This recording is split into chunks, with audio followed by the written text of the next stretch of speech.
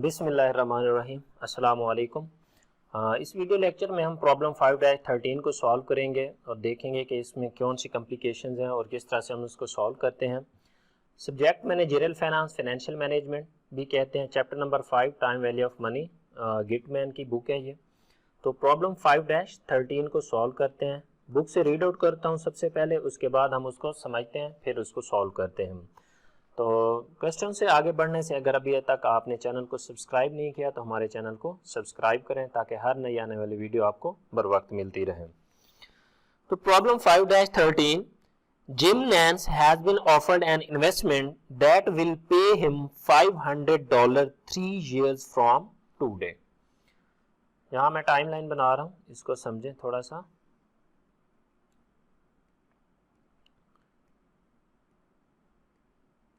To 3 years, ठीक है। N इसमें टोटल है 3 years। जिम नैंस एक शख्स है जिसको ऑफर हुई है एक कि आपको हम $500 देंगे 3 years फ्रॉम टुडे। 3 साल के बाद हम आपको $300 देंगे। तो 3 साल के बाद जो पैसे हमें मिलेंगे उसको हम क्या कहेंगे? फ्यूचर वैल्यू, ठीक है। Future value after 3 years। और सॉरी, यहाँ पे 500 है amount.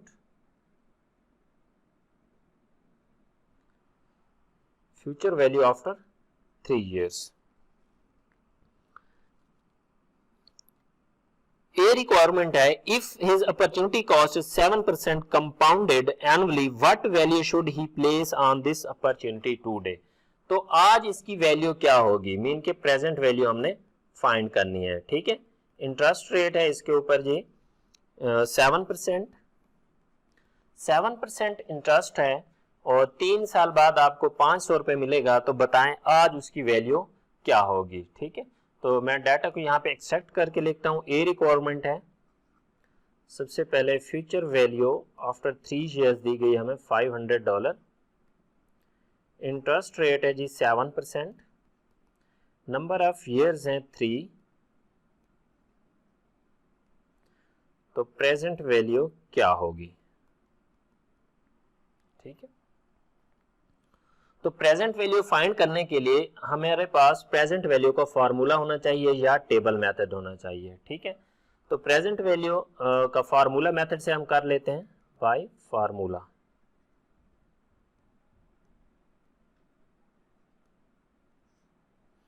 Present value is equal to future value divided by 1 + i raise to power n। Future value is equal to 500 है जी, गिवन है ऑलरेडी। 1 प्लस इंटरेस्ट रेट आपके पास है 0.077% है, तो परसेंटेज खत्म करेंगे। नंबर ऑफ ईयर्स हैं 3। 500 डिवाइडेड बाय 1.07 की पावर 3। तो सबसे पहले 1.07 की पावर 3 लेंगे। 1.07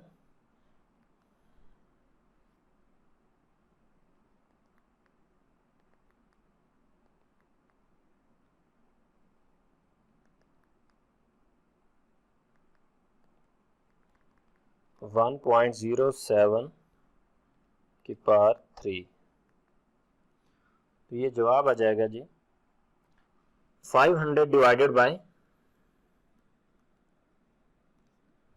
1.225।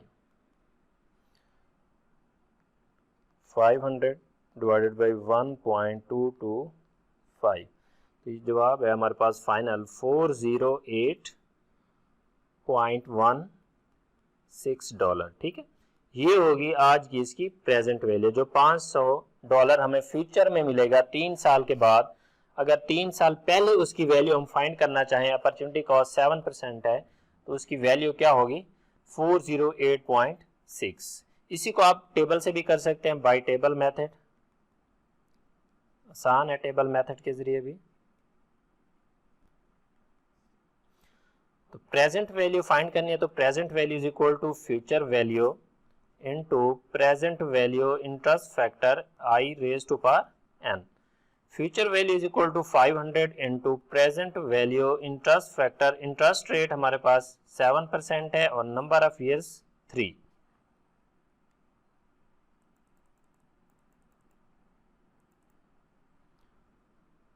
तो कैलकुलेट करेंगे फैक्टर 500 इज इक्वल टू, इसको कैलकुलेट करेंगे प्रेजेंट वैल्यू का फैक्टर कितना आएगा, ठीक है।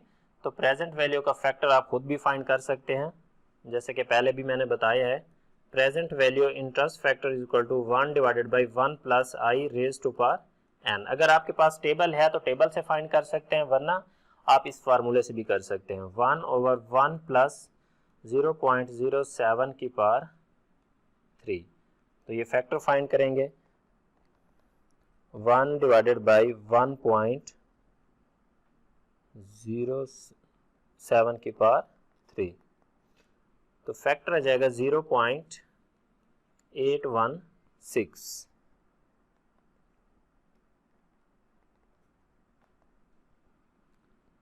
तो इसको मल्टीप्लाई करेंगे 0.816 से, तो इसको मल्टीप्लाई जब करेंगे तो वही जवाब आ जाएगा $408.16, ठीक है। सेम जवाब आएगा, टेबल से करें, लेकिन राउंडिंग का खास ख्याल रखना, चाहे टेबल से करें या आप फार्मूला से करें। 4 डिजिट तक राउंड करना है या 3 तक, दोनों में एक जैसा रखना है, तभी जवाब इनका बराबर आएगा, ठीक है। तो ये थी जी ए रिक्वायरमेंट प्रॉब्लम 5-13 की। तो बी रिक्वायरमेंट है इसकी, बी रिक्वायरमेंट को सॉल्व करते हैं। बी रिक्वायरमेंट में पूछ रहा है what is the most he should pay to purchase this payment today, कि वो मैक्सिमम जिम नैंस इस इन्वेस्टमेंट को, ऑफर को खरीदने के लिए कितने पैसे ज्यादा से ज्यादा देगा। तो साफ ज़ाहिर है जिस चीज की वैल्यू आज की टर्म में 3 साल पहले $408.16 है, तो इससे ज्यादा तो अदा नहीं करेगा। अगर इससे ज्यादा अदा करेगा तो उसको लॉस होगा, ठीक है। आज इसकी वैल्यू जो $500 हमें 3 साल बाद मिलेंगे, अगर खरीदने की हमें पेशकश की जाए, तो हम उसको प्लेस करेंगे 408.16। तो इससे ज्यादा हम नहीं दे सकते, क्योंकि आज की उसकी वैल्यू क्या है, 408.16 है। तो हम कह सकते हैं he will pay maximum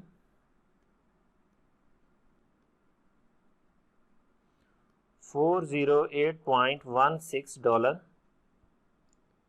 to purchase this payment today, to purchase this offer today।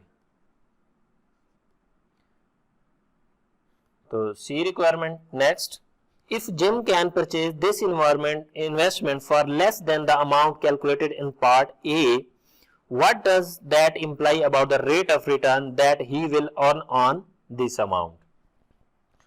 अब थोड़ा सा टेक्निकल सवाल है, इसको जरा समझ लें। अब ये इंटरेस्ट रेट देखिए हमारे पास कितना है, 7%। नंबर ऑफ ईयर्स हैं 3, 0, 1, 2, 3। Interest rate is equal to 7%, ठीक है।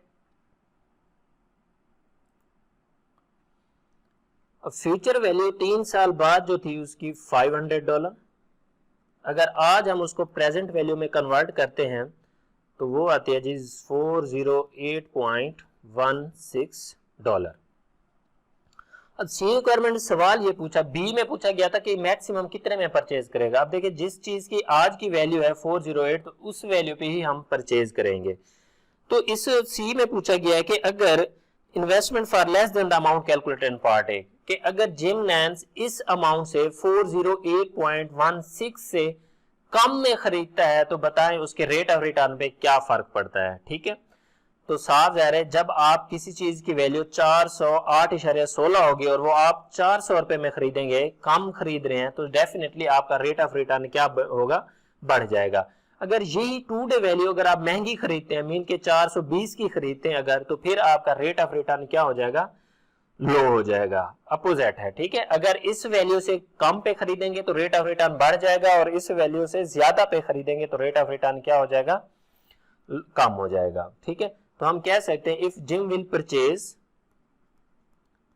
Gym mean Jim Nance, if Jim Nance will purchase this investment,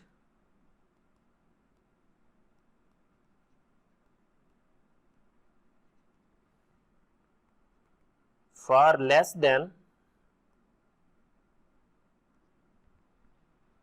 $408.16, his rate of return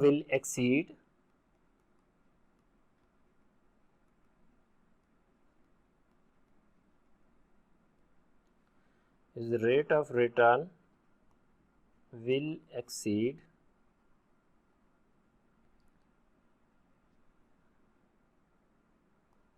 from 7%। तो 7% से रेट ऑफ इंटरेस्ट क्या हो जाएगा, इंक्रीज हो जाएगा। तो ये था जी प्रॉब्लम 5-13, और इससे रिलेटेड अगर कोई भी है तो आप कमेंट सेक्शन में पूछ सकते हैं। And thank you for watching. अल्लाह हाफिज़।